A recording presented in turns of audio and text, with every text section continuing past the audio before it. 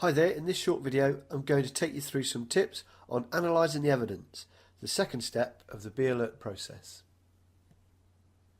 To start this step you need to do something that's difficult, something that's counterintuitive to a technician. You need to slow down.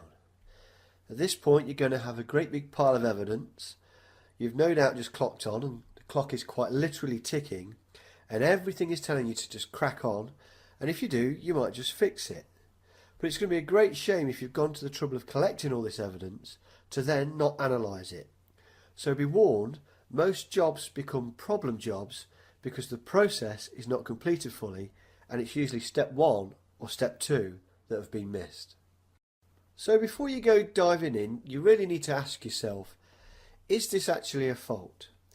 With the amount of systems used on today's vehicles and the amount of settings available for a customer to adapt, it's very difficult for a customer to understand how everything should work, and this makes it very easy for a customer to misinterpret a normal system reaction as a fault. Something that could suggest that there is no fault is there may be a lack of change point. So ask yourself, is it a known fault? Use ElsaPro or Odis to check through the TPIs that are recommended in the DIS report.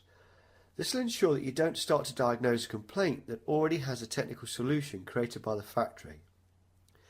And then if you decide that it is a fault and it's not a known fault, then you can now go through the results of your function tests to categorise the evidence into two piles of what is working and what is not working.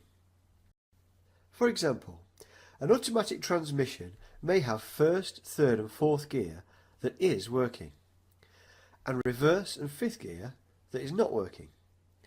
Categorising your evidence is a very effective way of assisting you in identifying any common denominators.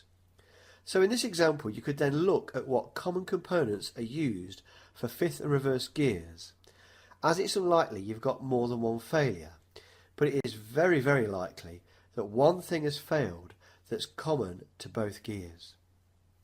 It's also just as useful to look at the components that are used for first, third and fourth, because these components can be deemed as working and removed from any lists of things that need checking.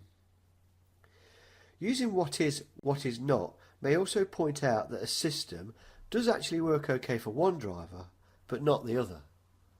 You can also cross-reference the evidence you have to see if the change point coincides with a service or repair that they've recently had. Some accessories that they had fitted last month. Has the gearbox fault started ever since that phone kit was fitted? Or has that ESP fault coincided with the new rims that they had fitted? All this analysis is now starting to give you a really good idea as to the whereabouts that this fault could be, and maybe even what caused it. Although all of your evidence must be considered, it's important to be mindful that some of it may be coincidental or of no relevance. So it's important to not let any evidence that makes no sense lead you away from the hard facts. For example, a customer may have a vehicle that does not start intermittently, and you may also have been told that the rear view mirror vibrates a lot. Now these faults may be connected, however, the hard facts for starting an engine are: it needs fuel, either air and petrol or diesel, it needs ignition, and it needs to be mechanically sound with compression and timing. So you must focus your thoughts on what could stop the engine from starting rather than what could cause both of these faults. When you eventually find the fault, it's possible that you'll also find the fault with the mirror, but if not, it was a coincidence and therefore would have been a red herring.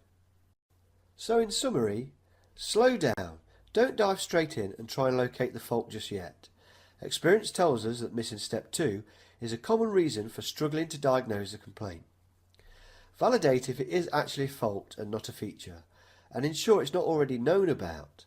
It's pretty embarrassing to find out there's a TPI after 2 hours of diagnosis.